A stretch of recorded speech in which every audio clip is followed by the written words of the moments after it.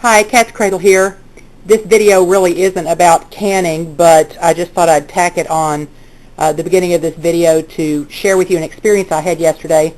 I realized that after I got finished making the gooseberry jam, I didn't show you how it looked when it came out of the canner. It's absolutely beautiful, and I don't know if you can see at the top of this jar, but there's a space there when I tilt it. It doesn't move at all. This perfectly gelled without any pectin at all. So the gooseberries contain enough pectin not only to gel themselves, but I probably had, maybe 1/3 to a little better of strawberries in there. So it also had enough not only to gel themselves, but the strawberries I put in there. We all had this for breakfast on our toast today and have decided that it's probably the best jam we have ever eaten. So I will be getting a gooseberry bush. I'm probably going to my friend's house today to take a cutting, see if I can root it. Absolutely delicious. The other thing I like about it that I don't think I mentioned is I have never seen any birds in her gooseberry bush, and I think it's because of the really long thorns. There's some about 1.5 inch long thorns in that bush, and I can pick the berries pretty much without getting stuck, and if I do get stuck, it doesn't hurt very much. But I think it's enough to keep the birds out. I've never seen any insect bites or little bird pecks on the gooseberries at all. Every one I pick is just perfect, almost without exception, without a blemish. So that's a really good thing to know. The other thing is I have never seen, pardon me, any of that fruit on the ground. It really does stay very attached to the bush. You have to deliberately pull it off, and even when you're cleaning them, even the blossom, the dead blossom doesn't fall off. You have to pick the blossom off of the berry when you get ready to clean them and use them. So I think it's just a durable, great little fruit that I'm going to put in my food storage. It is absolutely delicious with the strawberries.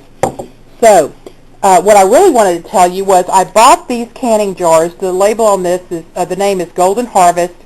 I bought them at Dollar General at the end of the season when they ran them on sale. They originally were like $7.50 for a case of them, and I think they eventually got down to about $2 a case.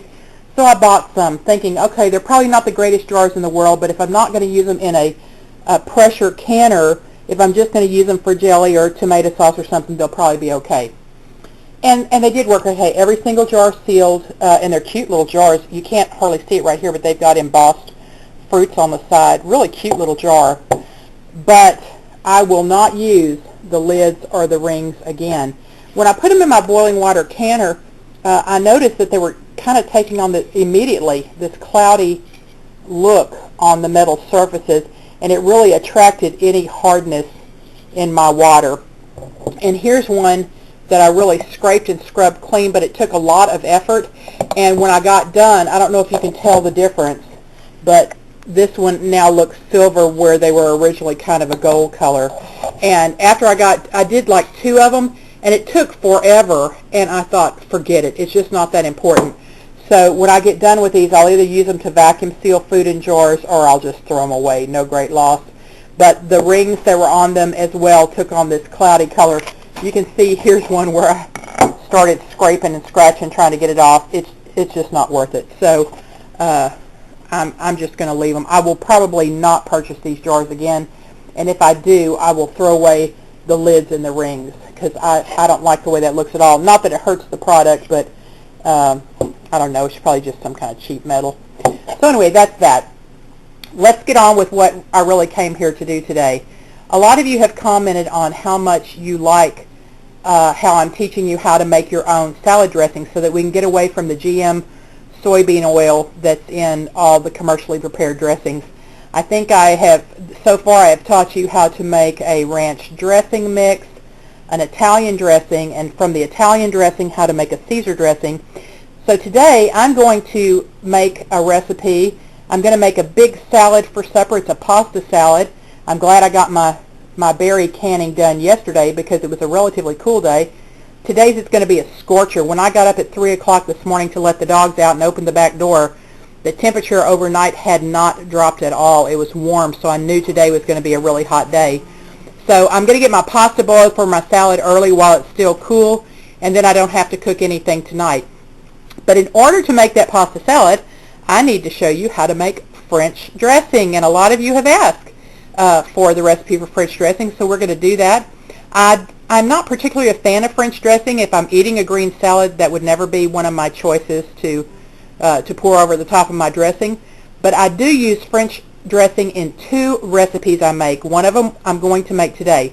This video will exclusively be about how to make the French dressing, and then if you'll look, I'll post another video today with this same date on how to make the pasta salad I'm going to make it. It has an interesting story. It's a great family recipe, and the story of how we got the recipe is really funny, so you'll want to check that out too. So anyway, let's go to the kitchen and make some French dressing. Alright, here we go. French dressing in your blender. I'll put the recipe below, so don't worry about the measurements right now. In your blender, you put your oil. I don't care what kind you use. You wouldn't want to use extra virgin olive oil because you don't want it to taste like that. You could use a light olive oil if you wanted to. So any kind of oil, and your ketchup goes in. It can be homemade ketchup, store-bought ketchup, doesn't matter. Sugar goes in. On this plate I have some onion, some salt, and some paprika. Whoops. Pick those 2 pieces up. You know what? I'm going to add a little cracked pepper. Hold on, let me grab it.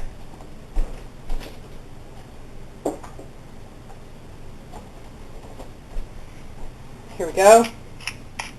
Pepper is videoing this for me.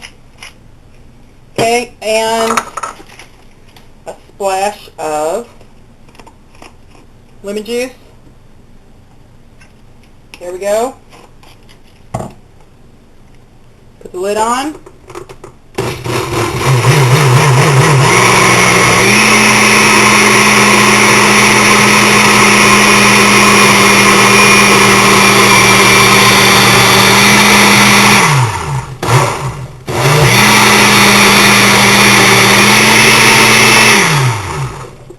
Tell me how hard that was.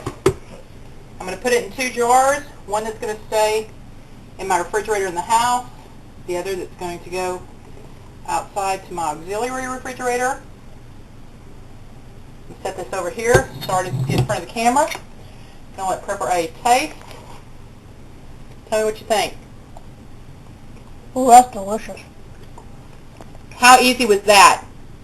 Takes you just a couple of minutes to make French dressing. It's wonderful.